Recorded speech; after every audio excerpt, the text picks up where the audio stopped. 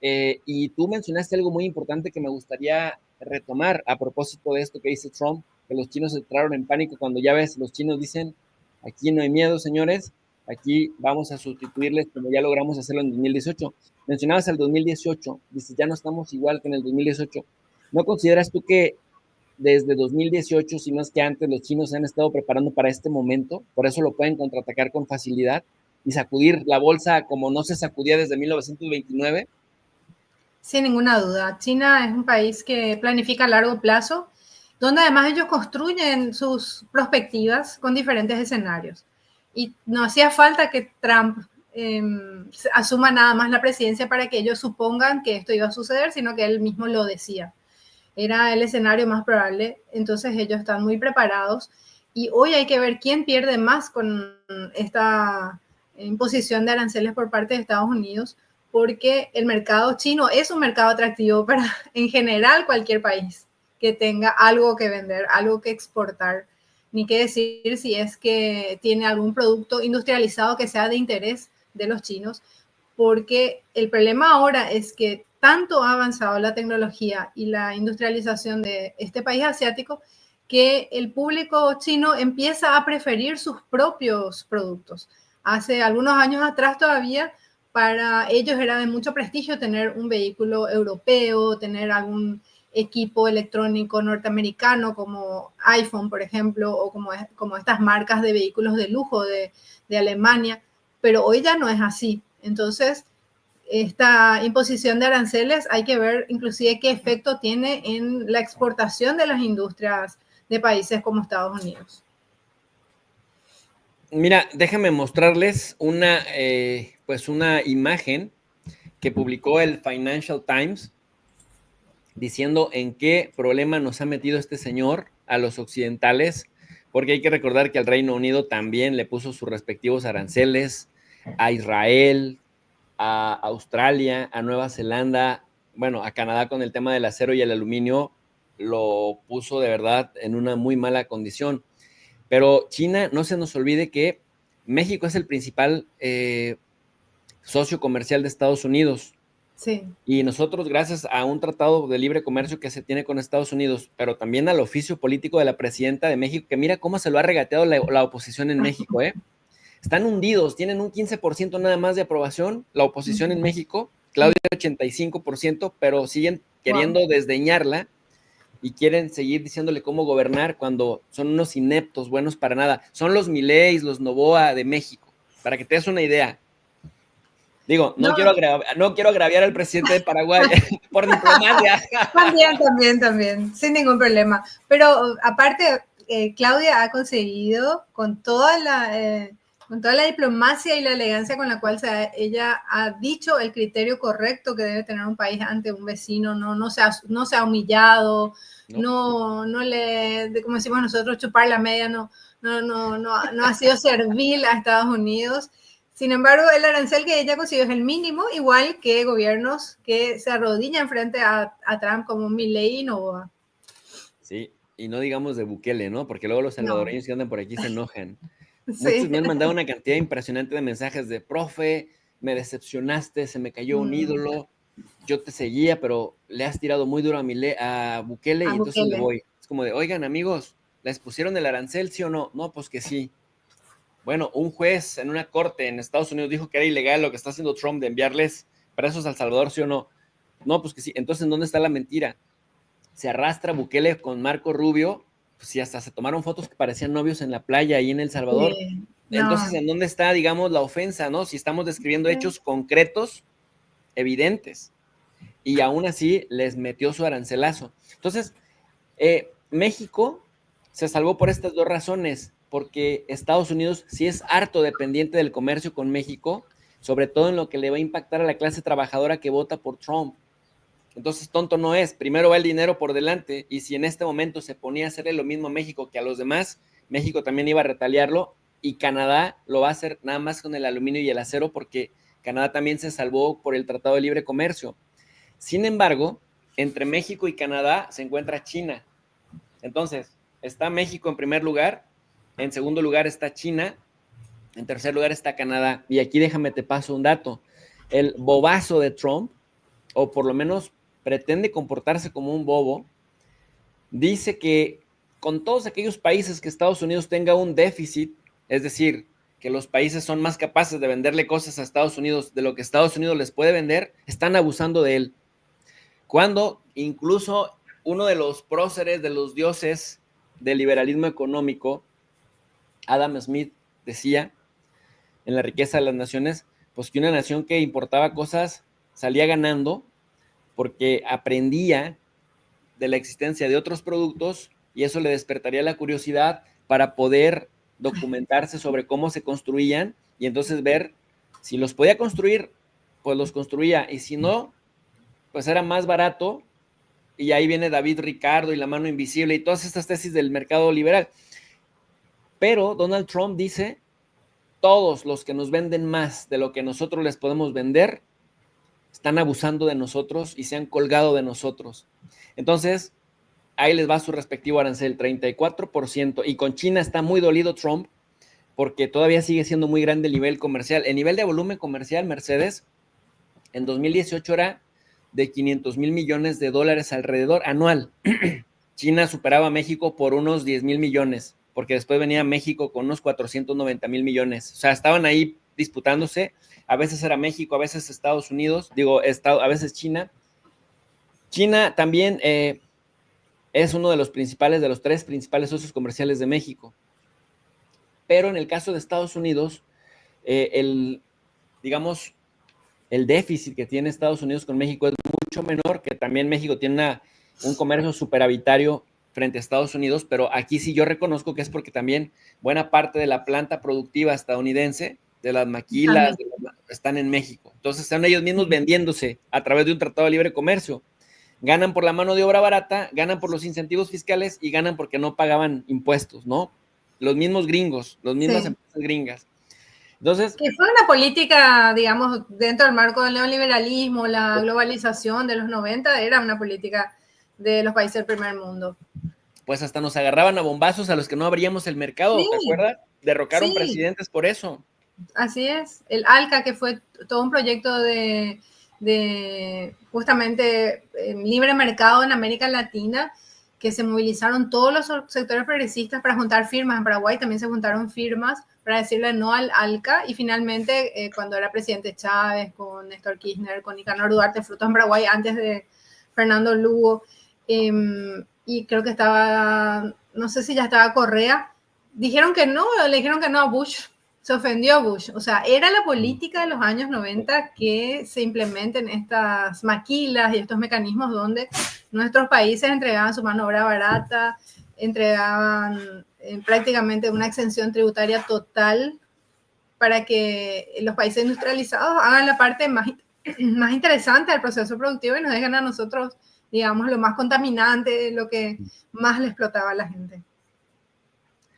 Ahora, imagínate que a pesar de esto, este señor mentiroso que dispara, yo lo vengo diciendo hace tiempo, dispara mentiras como las metralletas disparan balas. De verdad, no se tienda ni tantito el corazón para decir tanta mentira. Y es así grandilocuente y superlativo, ¿no? Mentiras, pero al por mayor y siempre abultando. Si ya de por sí las mentiras es una historia abultada, bueno, abulta las mentiras además. Y entonces, el tema es que con China tenían un volumen comercial. Fíjate lo que le hicieron los aranceles de 2018, esta guerra comercial en donde se fueron durísimo contra Huawei y donde hasta Canadá se portó como tapete de Donald Trump, deteniendo a la hija del CEO de Huawei en Canadá, poniéndole una pulsera electrónica para que no pudiera salir del país. Se disminuyó a 350 mil millones. Aún así, Estados Unidos le sigue comprando más a China de lo que China le compra a Estados Unidos. Sin embargo, no es poca cosa lo que China les compra. Mira lo que escribe el Financial Times. Esto es lo que China importa en 2024 en bienes estadounidenses. Son 143 mil millones de dólares. O sea, sí es bastantito. ¿Cuáles son las cosas que los chinos compran de Estados Unidos? En primer lugar, aceites, semillas, ¿no? Le compra también equipo eléctrico, le compra equipo para aviones, cuestiones ópticas, productos farmacéuticos. Los chinos no son tontos, casi todo lo producen y casi todo lo copian y lo mejoran, pero lo que no sí lo compran. Pero Estados Unidos es cierto que bajo esta política neoliberal desplazó la manufactura a lugares en donde les era más rentable, porque Estados Unidos no se preocupó por crear condiciones para que sus propias manufactureras tuvieran condiciones ideales para ganar ahí estando dentro de Estados Unidos. Entonces también le compra gasolinas, petróleo, etcétera, etcétera.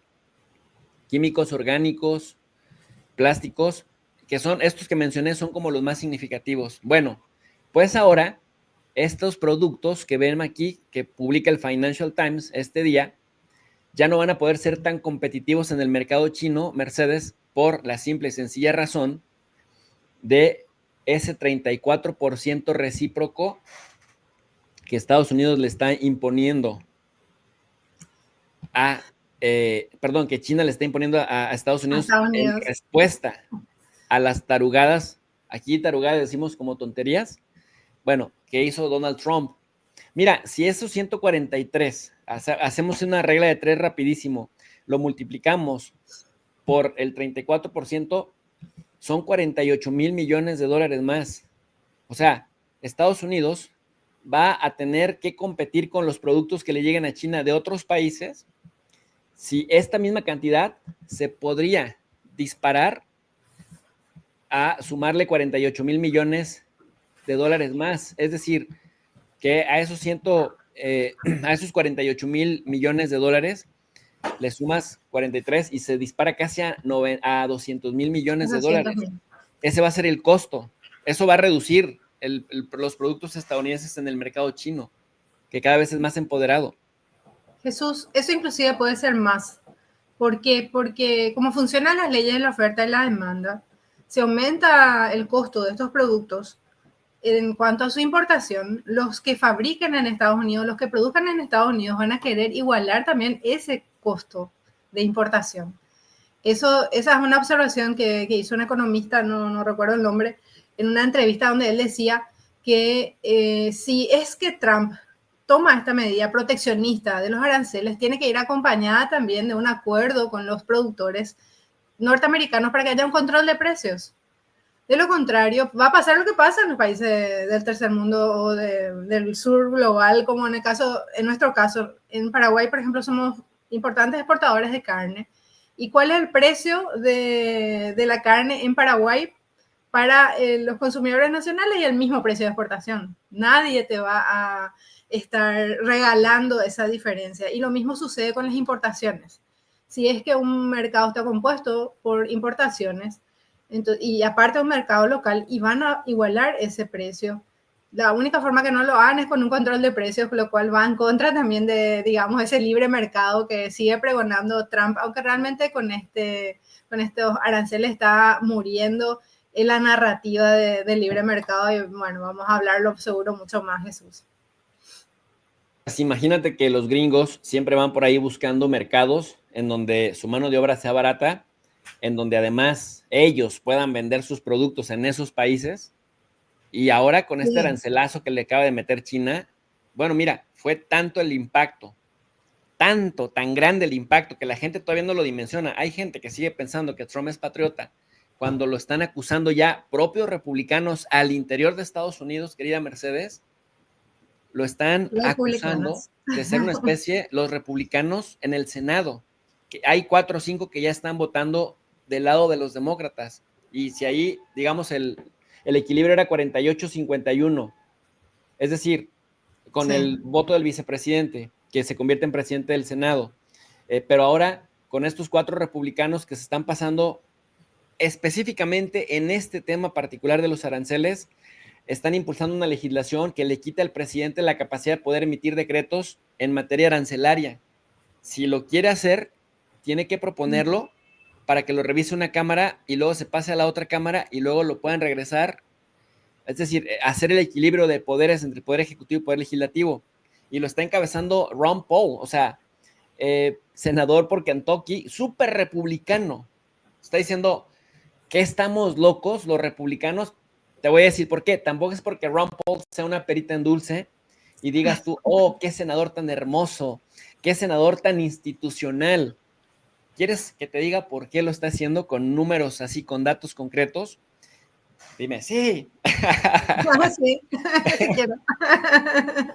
Déjame remito a dos periodos históricos de Estados Unidos que de verdad por eso, mira, es hermosa la historia y por eso uno, de verdad, tiene uno que estudiar historia, ¿no?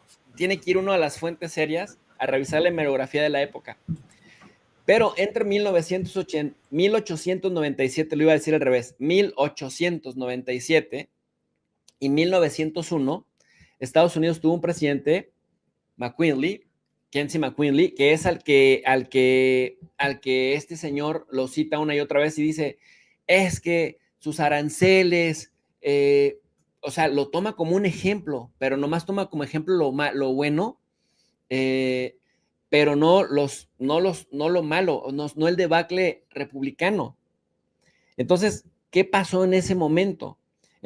Con estos aranceles que impulsó este presidente en 1900, en las siguientes elecciones que se quiso reelegir en 1901, lo arrasaron en esas elecciones, Mercedes, pero al Partido Republicano le arrebataron además 100 escaños en la Cámara de Representantes y como 25 en la Cámara de Senadores. En la Cámara de Senadores es muchísimo, que pierda 5 o 6, imagínate, veintitantos.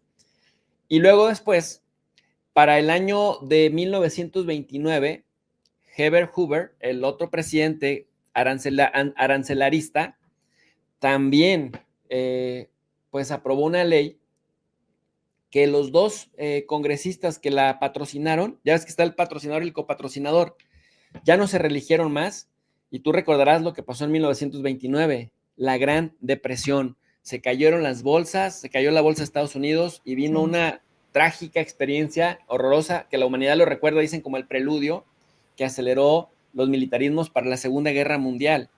Entonces, este señor se presentó a elecciones, Hoover, ¿y quién crees que lo derrotó? Franklin Delano Roosevelt, que después sería el eterno presidente de 12 años, nomás porque se murió, si no se hubiera seguido reeligiendo, pero es el histórico Delano Roosevelt que tuvo que llegar con el enfoque neokeynesiano a decir, el Estado tiene que regular la economía porque ya demostraron las fuerzas del mercado que solitas no se autorregulan, ¿no? Entonces, ahora Donald Trump parece, ¿y qué crees? O sea, la característica es que estos dos periodos de 1897 a 1901 y de 1928 a 1931-32 eran republicanos, es decir, los arancelaristas son republicanos, que contrasta totalmente con el padre putativo en Estados Unidos del neoliberalismo que es Ronald Reagan.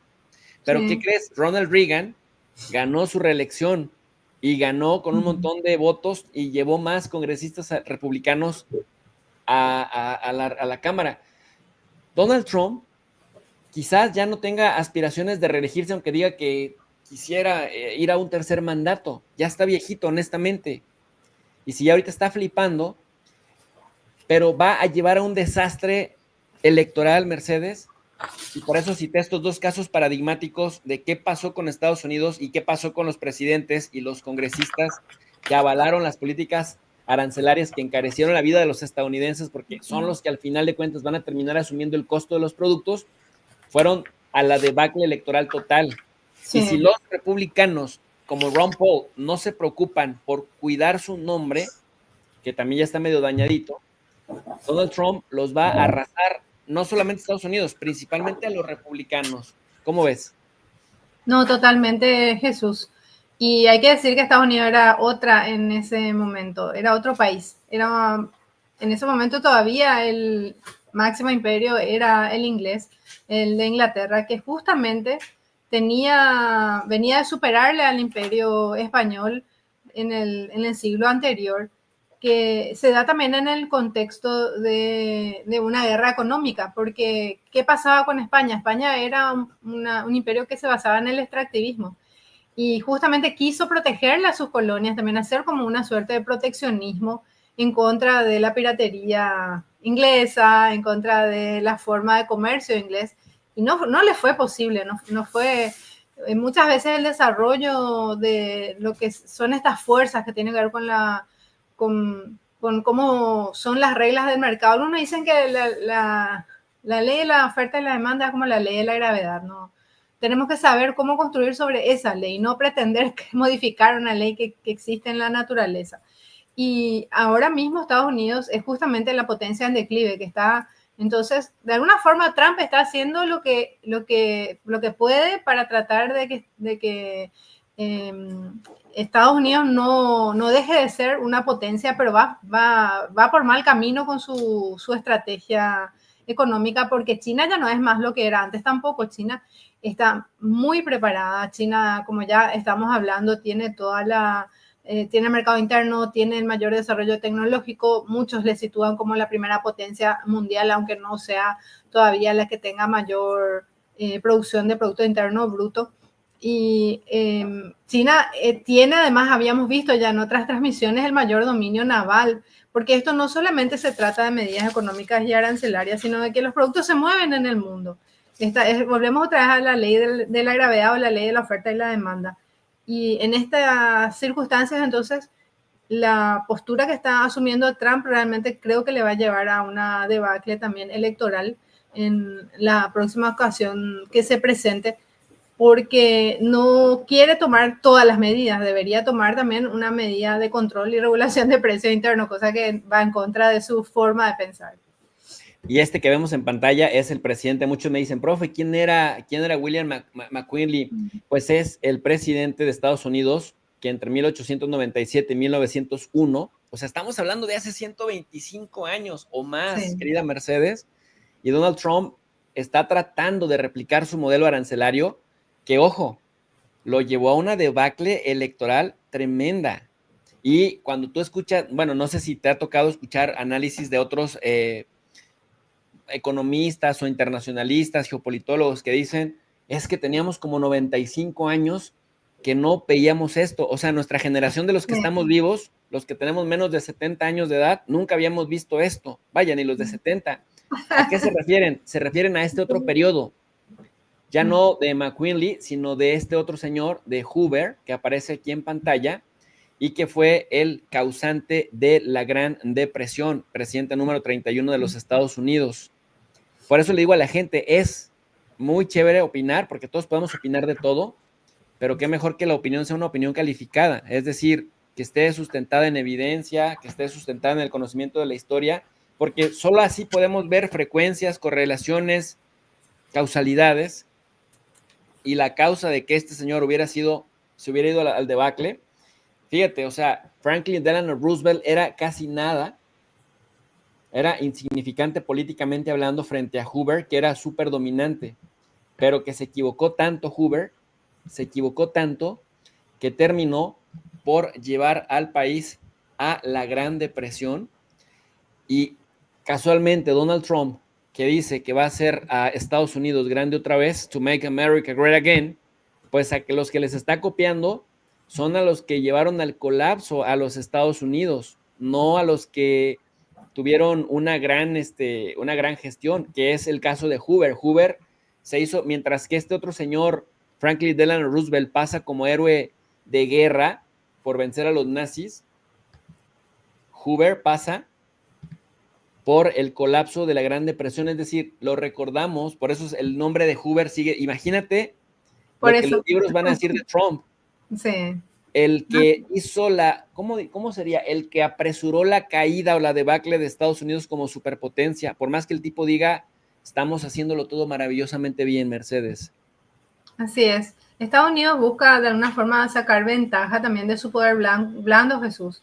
Con ese poder blando y su diplomacia quiere presionar a las clases oligárquicas de los países que son prácticamente sus colonias o sus enclaves o los países que están bajo el dominio norteamericano, como nos pasa a nosotros, le pasa a Argentina, algunos pocos países todavía de América del Sur, y esperamos que menos aún después del próximo domingo que hay elecciones en Ecuador, y de esa forma influenciar en estos países y obligarles a formar parte de esta guerra económica.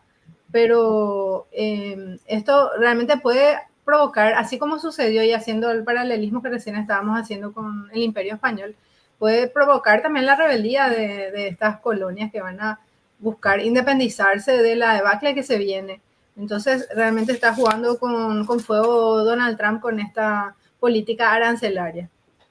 Mira, y es impresionante, Mercedes, yo nada más puse Herbert Trump, Y ya hay en la prensa estadounidense un montón de fotos, de imágenes de Donald Trump diciendo que es un Herbert Hoover, que es, dice, La reencarnación. nos va a llevar al mismo destino. Ajá, exactamente. Sí, es muy peligroso lo que está haciendo.